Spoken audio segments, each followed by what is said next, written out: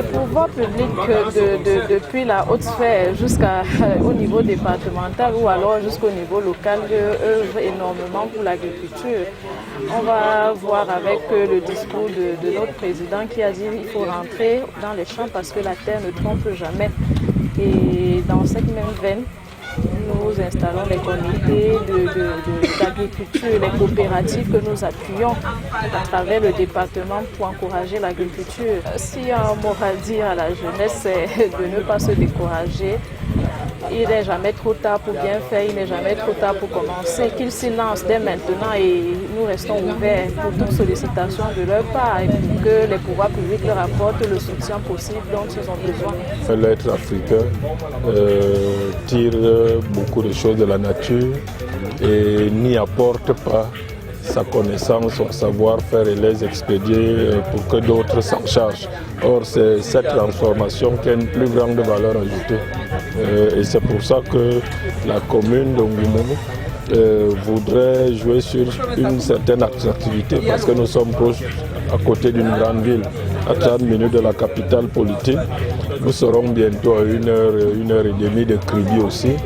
Je pense que notre attractivité est d'abord liée à cette situation géographique idéale.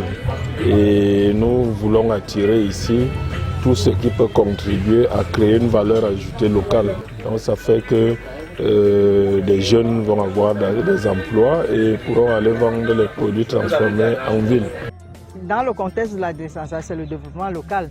Et nous voyons donc que ce GIC-ci, c'est un GIC de Bibé, dont il est de chez nous, dont il est au niveau local. Et qu'est-ce que la mairie fait? Voilà une activité phare de promotion de ce GIC.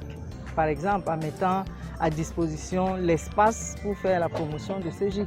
Ça veut dire faire connaître le GIC au niveau national, même à travers les médias.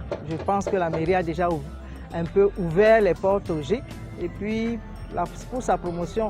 Et je suis sûr qu'on va penser à des choses encore plus valorisantes pour ce GIC plus tard.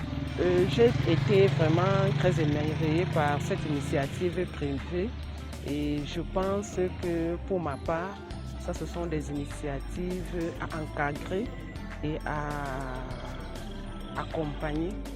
Les pouvoirs publics gagneraient à encourager ce genre d'initiative.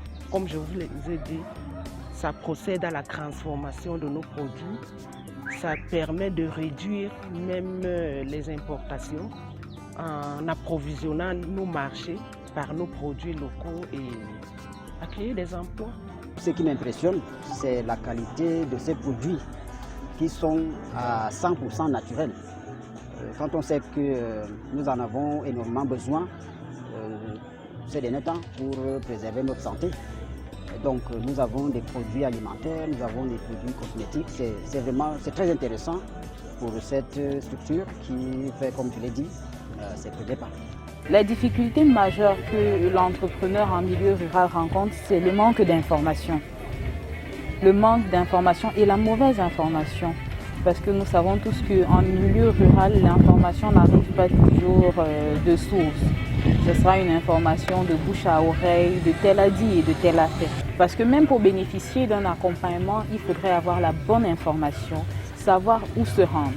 C'est pourquoi nous invitons les entrepreneurs des milieux ruraux à très souvent se rapprocher parce que Vision Finance, nous le disons, comme notre promoteur, nous faisons dans la banque de proximité.